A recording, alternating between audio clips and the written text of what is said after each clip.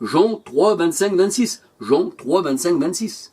Mais alors si c'était une purification, Jean-Baptiste naît sous la loi, Luc 16, les Juifs parlent avec Jean-Baptiste au sujet de la loi. Si Jean-Baptiste fait une chose contraire à la loi, il a été un faux prophète. Alléluia. Et oui, et Jean-Baptiste baptisait selon la loi de Moïse. Alors, je vais vous poser une question. Si le mot baptême du grec baptizo,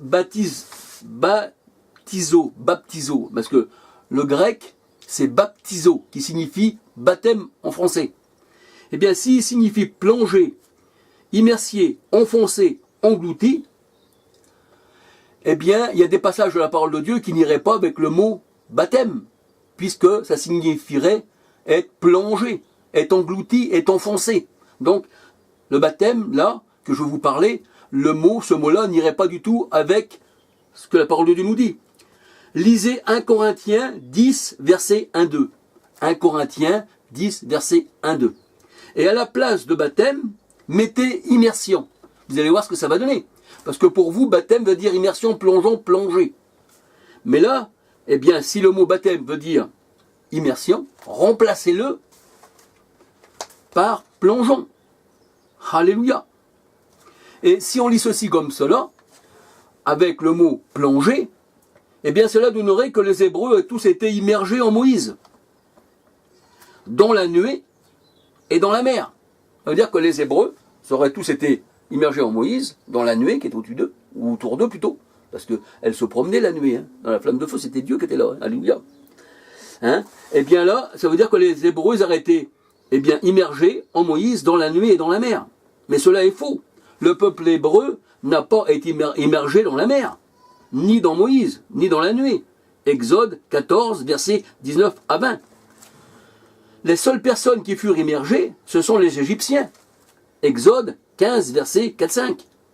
10-12. Exode 15, versets 4, 5, 10, 12. Les Hébreux ont passé à pied sec. Exode 14, 22, 29.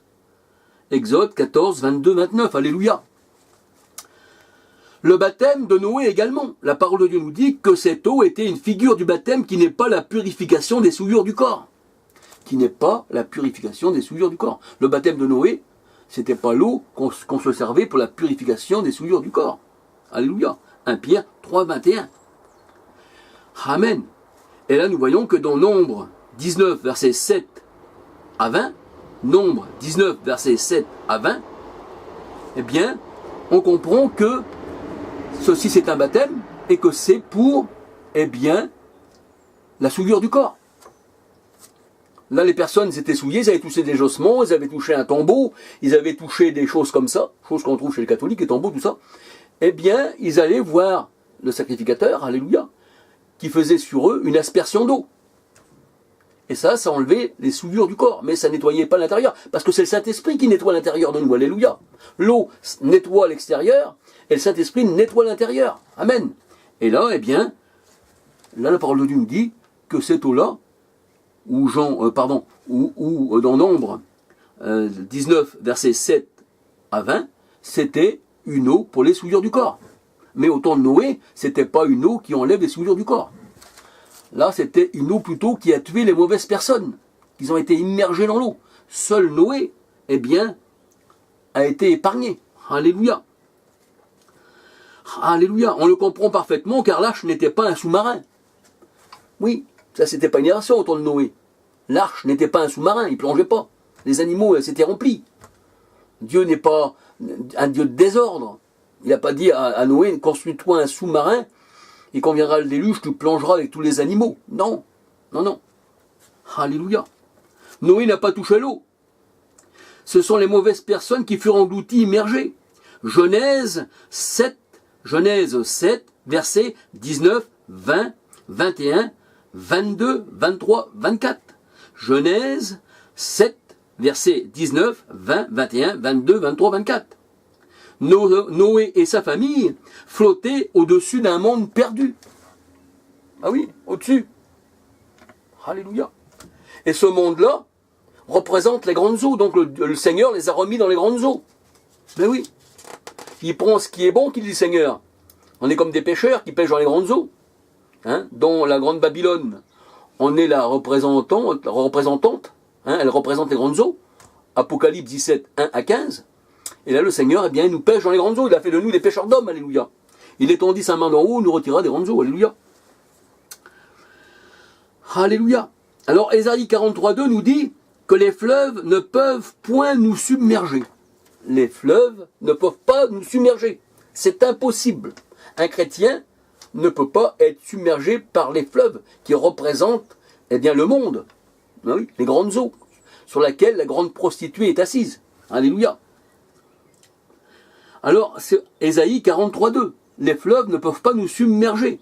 Alors, on prend Élie et Élisée, ont tous deux passé le Jourdain à pied sec. Élie et Élisée ont tous deux passé le Jourdain à pied sec. 2 Rois 2, versets 6 à 14. 2 Rois 2, versets 6 à 14. Alors, mais aussi, les enfants d'Israël et Josué ont passé le Jourdain à pied sec aussi. À pied sec. Josué 3, versets 1, 13, 17. Josué 3, versets 1, 13, 17. Encore une fois, Josué 4, versets 18 à 22. Josué 4, versets 18 à 22. Alléluia. Voyons que, eh bien, les enfants de Dieu passent toujours les grandes eaux à pied sec. Et les grandes eaux forment une muraille sur le côté. Un peu comme Moïse quand il a passé avec les Hébreux à travers de la mer. La parole de Dieu, elle dit qu'il nous a affermis sur le sec. Alléluia. On n'est pas englouti par la mer. On n'est pas submergé par les eaux. Si nous sommes submergés, cela signifie une condamnation. Moi, je ne cherche pas à être submergé. Je cherche plutôt à sortir de l'eau. Voyez-vous, une fois, je vais vous dire quelque chose. Une fois, je n'étais pas trop avec le Seigneur. Je pensais être avec le Seigneur. J'étais protestant à l'époque. Et je me suis fait baptiser, entre guillemets, par immersion. Parce que je pensais que c'était le baptême. Et un jour, j'ai fait un rêve. J'ai rêvé que je m'enfonçais dans les eaux, dans une rivière, une vase. Il y avait une vase au fond de cette eau. Et je m'avais fait baptiser derrière chez moi, parce que derrière chez moi, il y a une rivière. Et quand je me suis enfoncé dans les eaux, dans ces eaux-là, il y avait de la boue. Et je m'enfonçais. Mais dans mon rêve, je criais au Seigneur, sauve-moi mon Dieu, alléluia. Fais quelque chose, parce que les eaux ont recouvert ma tête. Et je disais, je suis perdu, un peu comme tous les prophètes. Alléluia. Dans le psaume 69. Hein, si on lit le psaume 69 de David, c'est ce qu'il dit. Les eaux ont recouvert ma tête, et je disais, je suis perdu. Si on lit tout le psaume 69 en entier, il n'y a pas que le psaume. Partout les prophètes parlent de ça, alléluia.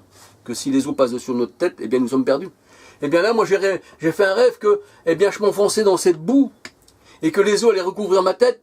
Et pour mon baptême par immersion, c'est ce que ça avait été fait auparavant. Je me suis réveillé, mais je dis Seigneur, ça m'avait réveillé. Mais je dis Seigneur, pourquoi que ces eaux-là sont sur ma tête et que là je vais mourir? Et dans mon rêve, le Seigneur, quand j'ai crié au Seigneur, quand j'étais englouti par l'eau, par la vase qu'il y avait au fond, le Seigneur, il a enlevé les eaux, et dans les eaux je voyais des poissons. Et je respirais. Mais je dis Seigneur, si ces eaux-là se ferment sur moi, personne ne saura même que je suis enfoncé dans la boue. Il ne saura même pas que je suis à côté de chez moi. Et après ça m'a chagriné. Je me demandais, mais je dis Seigneur, pourquoi tu m'as fait voir ça, Seigneur? J'en ai expliqué à tout, à ma famille et tout, mais je ne trouvais pas la signification. Mais aujourd'hui, j'ai trouvé la signification. Parce que le Seigneur ne voulait pas que je sois immergé. Il voulait que je sois oint de son esprit. Et que je sois oint d'eau aussi. Alléluia, une aspersion d'eau sur toi, dit le Seigneur. Afin que tu vives, alléluia. Donc maintenant, je comprends pourquoi que le Seigneur ne voulait pas que je sois immergé. Hein, il m'a enlevé de la fosse de destruction. Alléluia. J'étais dans la boue. Cette eau-là, c'était de la boue, c'était les eaux du monde. Et le Seigneur m'a mis les pieds au sec. Hein. Je suis comme une biche qui marche sur les rochers. Le Seigneur il dit, je t'ai mis au sec. Alléluia. Donc nous voyons que, eh bien, cette eau-là, eh bien, c'était de la boue. C'était une eau puante. Et le Seigneur ne veut pas que nous soyons immergés dans ces eaux puantes. Alléluia. Donc je reprends. Les grandes eaux de ce monde perdu représentent les peuples, des foules, des nations et des langues. Apocalypse 17, versets 1 à 15. Pierre, voyant Jésus marcher sur la mer, Pierre demande à Jésus la permission d'aller vers lui, et il dit, viens Pierre. Pierre sortit de la barque et marcha sur les eaux. Alléluia. Pierre marcha sur les eaux, comme Jésus a marché sur les eaux de ce monde. Comme Noé aussi était sur l'arche et qu'il a flotté sur les eaux, sans toucher les eaux. Alléluia. Et bien là, Pierre sortit de la barque et marchait sur les eaux. Mais il eut peur et il commença à s'enfoncer. Quand Pierre s'est enfoncé, qu'il commença à s'enfoncer, alléluia, il s'écria, Seigneur, sauve-moi. Voyez-vous, quand un chrétien, eh bien, tombe dans les eaux et qu'il commence à s'enfoncer, eh bien, on commence à crier, Seigneur, sauve-moi. Et aussitôt, Jésus étendit la main, le saisit, il étendit la main, le Seigneur, le saisit, et lui dit, homme de peu de foi, pourquoi as-tu douté? Matthieu 14, 24 à 32. Matthieu 14, 24 à 32. Alors, comme je vous ai dit que les grandes eaux représentent le monde perdu, alléluia, Job 22, verset 11, Job 22, verset 11. Alors, c'est pour ça que, c'est pourquoi, alors c'est pourquoi 2 Samuel 22, 17, 2 Samuel 22, 17 nous dit, il étendit sa main d'en haut et me retira des grandes eaux, alléluia. Ainsi que le psaume 18, verset 16, 17. Le psaume 18, verset 16, 17. Alléluia. Alors, si l'Éternel me retira des grandes eaux, psaume 144, verset 7, psaume 144, verset 7, et que Moïse signifie retirer des eaux, Moïse signifie retirer des eaux, Exode 2.10, pourquoi que le peuple de Dieu chercherait à plonger dans l'eau, à être englouti, à s'enfoncer jusqu'à toucher le sol? Il nous faudrait une quantité d'eau pour que nous soyons sauvés, alors que le Seigneur a dit, non, non, je t'ai retiré des grandes eaux. Alléluia. Mais pour pêcher dans ces grandes eaux, qui représentent le monde perdu, le Seigneur a fait de nous des pêcheurs d'hommes. Matthieu 4, verset 19-20. Matthieu 4, verset 19-20. Alors le Seigneur, il dit dans sa parole, eh bien, que le royaume des cieux est semblable à des pêcheurs qui jettent leur filet à la mer et qui récupèrent les bons poissons. Les mauvais sont rejetés à la mer et les bons, eh bien, le Seigneur les récupère. Alléluia. Matthieu 13, verset 47-48. Matthieu 13, verset 47-48. Alléluia. La mer et le Jourdain, les grandes eaux ne peuvent engloutir le peuple de Dieu. Psaume 114, 3-4. Psaume 114, 3-4. Alléluia. Quand les chrétiens approchent les grandes eaux retournent en arrière et s'enfuient. Alléluia. Pourquoi Jourdain recules-tu en arrière? Pourquoi mer te sauves-tu? Parce que là, il y a quelqu'un qui vient, un homme de Dieu. Parce que là, il y a le peuple de Dieu. Les nations, les foules représentées par les grandes eaux par lesquelles ils sont immergés, eh bien, se sauvent. C'est pour ça que le Seigneur a dit en mon nom que je chasserai les démons. Et là, on ne nous écoutera pas. On écoutera plutôt ceux qui font des plongeons. Parce que ça, c'est la mort. Et ceux qui marchent dans la mort sont beaucoup écoutés. Mais ceux qui marchent dans la lumière ne sont jamais écoutés. Alléluia. Alors le cantique 8.7 nous dit que les grandes eaux ne peuvent éteindre l'amour. Les grandes eaux ne peuvent éteindre l'amour, parce que l'amour de Dieu, c'est comme un feu qui nous réchauffe. Alléluia. Mais ces grandes eaux-là, eh bien, ne peuvent pas éteindre l'amour. Et la parole de Dieu nous dit, cantique 8.7 toujours, et que les fleuves ne le submergeraient pas. Les fleuves ne vont pas le submerger. Non, non. Au contraire, les fleuves vont s'enfuir. Alors, moi je dis que ce sont les eaux d'en haut qui louent l'Éternel. Alléluia. Ce sont les eaux d'en haut qui louent l'Éternel, parce que les eaux d'en bas représentent les peuples, les nations, la mort. Et les eaux d'en haut, eh bien c'est quoi? Eh bien c'est les anges. Alléluia. Ce sont les eaux d'en haut qui louent l'Éternel. Psaume 148, versets 3, 4, 5. Psaume 148, versets 3, 4, 5. Et la parole nous dit, eh bien la bête sort de la mer. Voyez-vous, de cette mer-là, de ces eaux, de ces nations, bien, il y a une bête qui sort. Alléluia, c'est le diable, elle a des noms de blasphème. Apocalypse 13, verset 1. Et la parole de Dieu nous dit, un jour elle rendra les morts qu'il y a en elle. Apocalypse 20, verset 13. Et il y a beaucoup de gens qui se font baptiser paraît-il, par immersion, pas paraît-il, il est vrai, eh bien dans la mer. Donc s'il y a des morts en elle, ils sont baptisés avec les morts.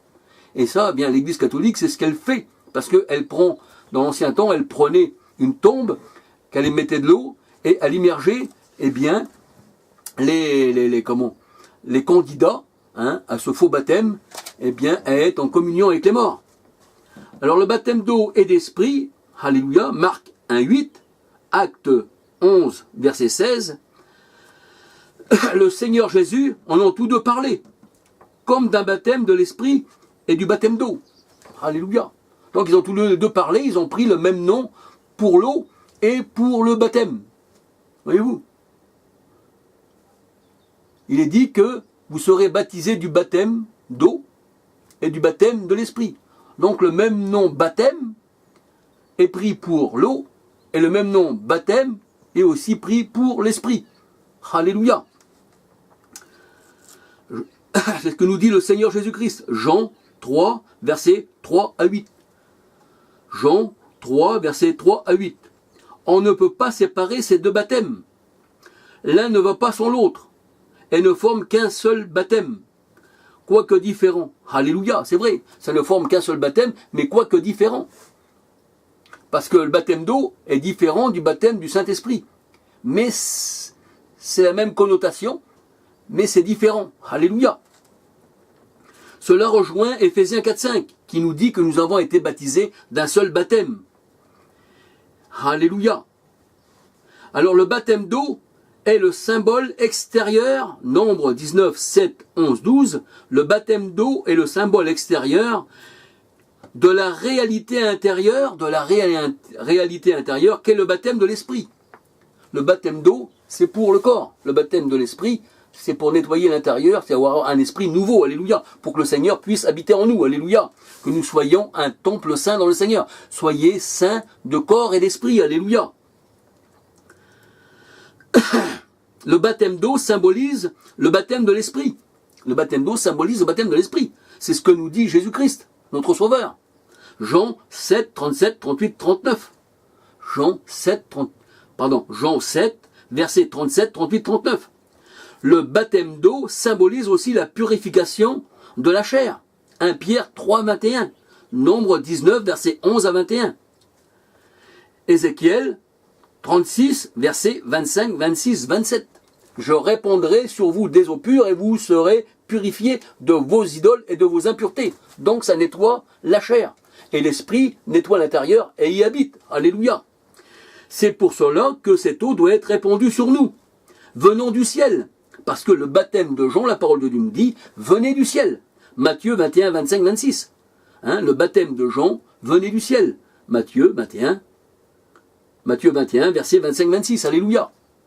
Tout don parfait, la parole de Dieu nous dit, vient du ciel, du Père des Lumières. Alléluia. Car le Saint-Esprit aussi, eh bien, vient du ciel.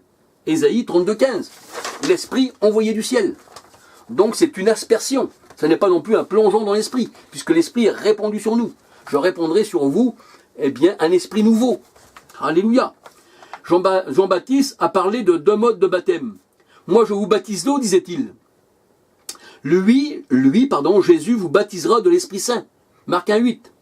Jean-Baptiste parle de la même manière pour le baptême d'eau et de la même manière pour le baptême de l'Esprit. Alors, je vais vous dire, si le mot baptisé du Saint-Esprit est une descente, et c'est vrai, c'est une descente, Dieu a répandu son esprit. Son esprit vient comme une colombe. Mais on ne plonge pas dans une colombe. Mais si le mot baptisé du Saint-Esprit est une descente qui descend comme une colombe, Jean 1, verset 32, pardon, je recommence. Si le mot baptisé du Saint-Esprit est une descente, l'esprit qui descend comme une colombe, alléluia, Jean 1, 32, 33, et que l'Esprit est envoyé du ciel, Ésaïe 32, 15, alléluia,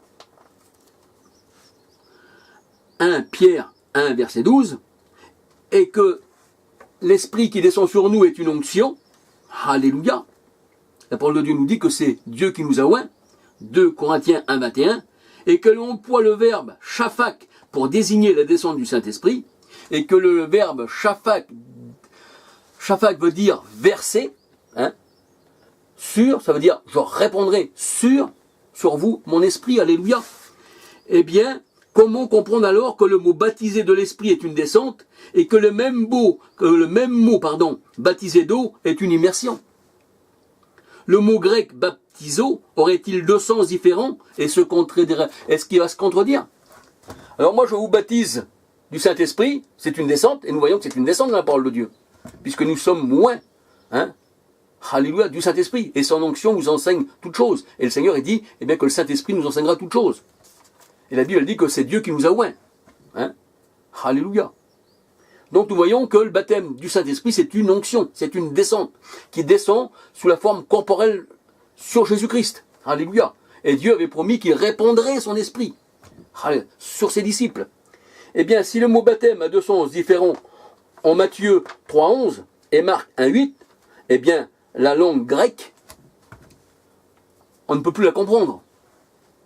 Elle supposerait que le même mot voudrait dire plongée et aussi onction. Ça n'a plus rien à voir. Avec la parole de Dieu, on pourrait même plus savoir où on va. Donc cette langue-là, elle serait vraiment une langue barbare. Le mot grec baptizo, qui signifie pour vous immerger totalement, ne va pas du tout avec la Pentecôte. Puisque la parole de Dieu nous dit que la Pentecôte fut une descente. Alléluia. Acte 2 n'enseigne pas le baptême de l'esprit par immersion. De plus, aucun passage des Écritures décrit la bonne manière de baptiser. Par aspersion, onction, ouais. Alléluia. Les langues de feu se posèrent sur chacun d'eux. Même les langues de feu, vous avez vu, se posèrent sur chacun d'eux. À la Pentecôte, Pierre se lève et cite un passage de Joël où Dieu répandra son esprit. Joël 2, versets 28-29. Acte 2, 18. Je répandrai de mon esprit sur mes serviteurs et mes servantes. Le Seigneur ne dit pas, vous plongerez dans mon esprit, vous, mes serviteurs et mes servantes. Mais là, la parole